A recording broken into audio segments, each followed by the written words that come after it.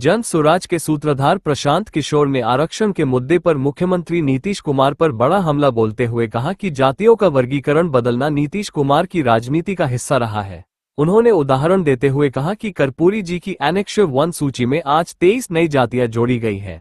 उन्होंने बताया कि एनेक्स 2 की जातियों को एनेक्स 1 में डालना या एनेक्स 1 की जातियों को अनुसूचित जाति का दर्जा देना नीतीश कुमार की राजनीति का एक हिस्सा रहा है। एनेक्स में जातियों की सूची में राज्य सरकार बदलाव कर सकती है, लेकिन संविधान के अनुसार राज्य सरकार सिर्फ ओबीसी, अनुसूचित जाति या जनजाति की सूची में नाम प्रस्तावित कर सकती है, लेकिन दर्जा देना है या नहीं देना पूरी तरह केंद्र सरकार के अधीन है। नीतीश कुमार ने सिर्फ चुनाव में वोट लेने के लिए घोषणा की कि उन्होंने तांती तंतवा समुदाय को अनुसूचित जाति का दर्जा दे दिया है, लेकिन केंद्र सरकार या कोर्ट के सामने गुहार नहीं लगाई। नतीजा ये हुआ कि तांती तंतवा जाति फिर से अत्यंत पिछड़ा वर्ग ईबीसी सूची में शामिल की गई। इन जात के लिए आप क्या कहना? देखिए, हम लोग जातियों की राजनीति नहीं करते हैं। जन स्वराज ने अपने संविधान में इस परिकल्पना में कहा है कि जिस जाति की भी जितनी संख्या है उस जाति से उसी प्रोपोर्शन में योग्य लोगों को निकालकर उनको भागीदारी दी जाएगी।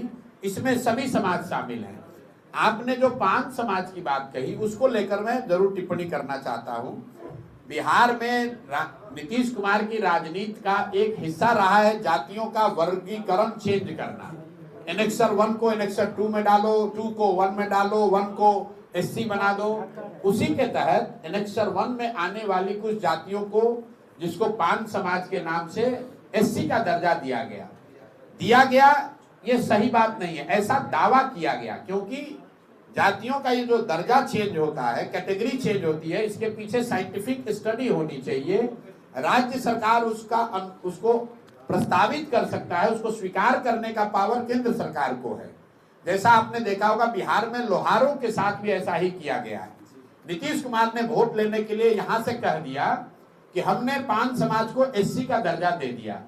केंद्र के सामने ना उसके पक्ष में साक्ष्य रखा, ना उस केस की पैरवी की।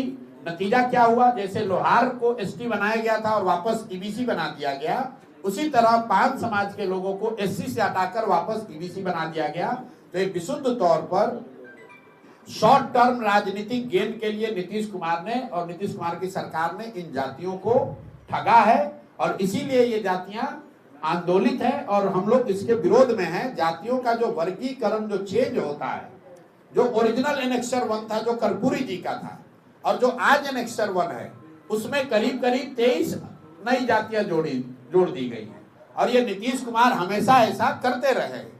जब उनको राजनीतिक सुविधा होती है वो किसी एनेक्स 2 को उठाकर एनेक्स 1 में डालने की बात करते हैं।